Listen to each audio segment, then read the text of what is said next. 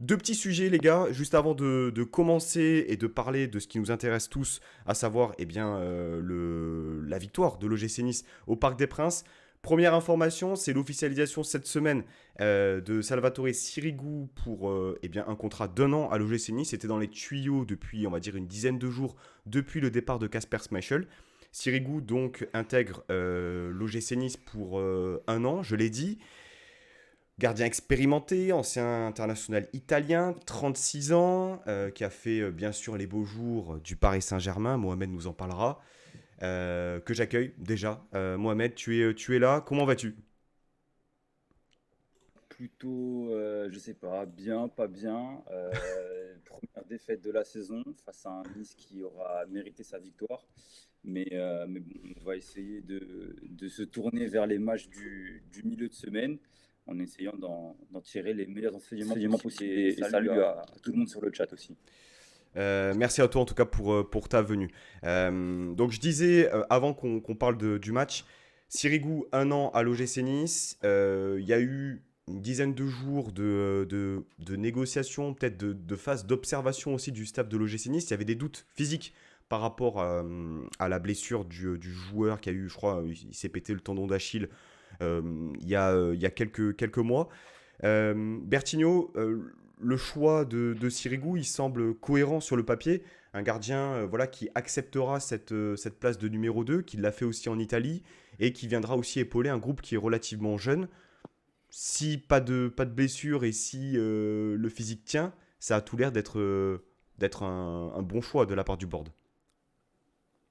Ouais, moi je pense que c'est un peu la meilleure solution qui était disponible sur le marché des gardiens libres, on va dire. Parce que tu as un gardien d'expérience qui a un très bon vécu au niveau européen, international, qui accepte, comme tu dis, ce rôle de doublure derrière Boulka. Donc ça va aider Boulka à grandir. Nous, ça va nous sécuriser aussi ce poste-là au cas où Boulka serait absent. Donc pour un contrat d'1 an, je trouve que tous les feux sont au vert et je ne vois que du positif si physiquement ça tient pour lui. C'est une très bonne chose et je suis très content. Alex, ce qui est intéressant aussi de souligner, je trouve, c'est la manière dont a été amenée cette signature. Il y a eu du temps qui a été pris par le staff de Francesco Farioli. On l'a dit, plus d'une semaine environ pour l'observer. Finalement, il y avait peut-être des doutes de prime abord, mais là, si le joueur signe, c'est que il y a eu, on va dire, une confirmation du niveau et des potentiels De l'état physique, ouais. de l'état physique du joueur. Oui, certainement. Mais, de toute façon, on a bien vu que, dorénavant, on avait, une direction, compétente, qui savait prendre des décisions cohérentes.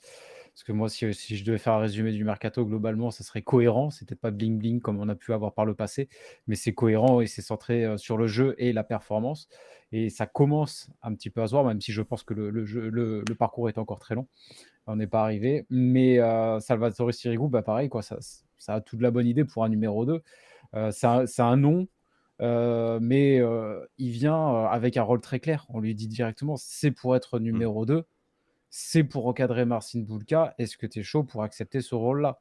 On est loin d'un Kasper Schmeichel, par exemple, qui vient, en pensant avoir un certain statut ou Mm. ou autre. Bon, après, c'est pas la même situation, mais au moins les choses sont claires malgré le fait qu'il ait un nom. C'est ça, c'est surtout ça que je voulais dire. C'est ça qui est intéressant et après le fait qu'on ait pris le temps, qu'on ne se soit pas juste fié à la visite médicale, qu'on ait pris le temps de vraiment vérifier ce que ça donnait sur le terrain après sa grosse blessure et peut-être aussi pour voir un petit peu où il en était, est-ce qu'il était vraiment fit? Parce que Salvatore Sirigu, ses dernières saisons en Italie, il me semble qu'il y avait quand même quelques critiques, notamment sur son poids. Bon, si c'était pour se trouver un Schmeichel italien, c'était peut-être pas la peine.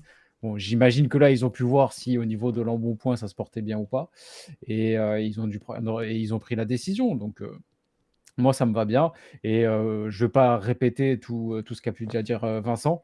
Il a déjà donné les bons côtés. Je vais juste en rajouter un, c'est le fait qu'il soit italien et qu'il connaisse parfaitement également la Ligue 1. Il servira aussi à faire le lien entre Francesco Farioli, son staff et les joueurs et il apportera aussi également beaucoup d'expérience parce que voilà, avec le PSG, il a une expérience que beaucoup de joueurs de cette équipe n'ont pas et ça donnera un discours différent de celui de Dante. Par exemple, voilà, Dante, c'est bon, on connaît, hein, l'autocritique, l'expérience, le Bayern, tout ça, c'est bon, on connaît, je crois, que tout le monde connaît son histoire à Nice. Sirigu pourra apporter autre chose. Ouais. un autre discours. Justement, on va en profiter de t'avoir avec nous, Mohamed, pour que tu nous parles un peu, toi, ton ressenti, le souvenir que tu peux avoir de Sirigu. Arrivé en 2011, parti en 2016. Là aussi, une des premières recrues QSI, on y viendra aussi tout à l'heure avec Verratti.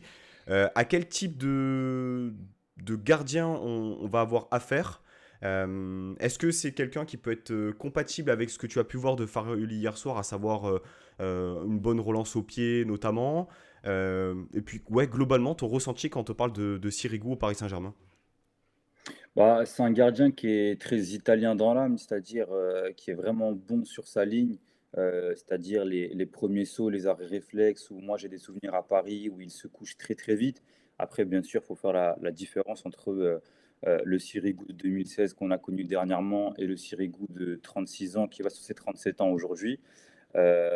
Maintenant, Sirigu, ça reste un gardien avec une valeur sûre qui, moi, me rappelle aussi cette espèce de grand frère qui a pu encadrer des jeunes gardiens comme Mike Maignan ou Alphonse Areola qui arrivaient petit à petit. Et dans cette idée d'accompagner aussi Marcin Bulka, ça pourrait être intéressant. Il parle français, il a passé 5 ans ou 6 à Paris. Il a pu, on parlait des joueurs qu'il a accompagnés, il y a aussi Marco Verratti, et plus spécifiquement au poste de gardien de but, quand on voit la première évolution d'Areola, sa première séquence au PSG où il était plutôt bon, bien qu'irrégulier, et ben on voit qu'il a pu être ce mentor pour ces gardiens-là. Et l'imaginer avec Boulka aujourd'hui, bah pour moi, ça fait totalement sens. Sur une pige d'un an, un gardien de cette stature-là qui a pu aussi en Italie, avoir ce deuxième rôle. Il y avait souvent devant lui Buffon et même Perrine, je crois, par quelques séquences. Donc non, pour moi, Nice fait un bon choix. À voir, comme vous l'avez dit, si physiquement ça va tenir. Mais hormis son jeu au pied, qui, bon, on a pu le voir avec Donnarumma ou Buffon, c'est pas les plus grands virtuoses balle au pied, mais ça reste des joueurs qui, en tant que gardien de but sur leur ligne, ça reste quand même parmi la grande école italienne. Et moi, je pense que ça a tout du bon coup, en tout cas.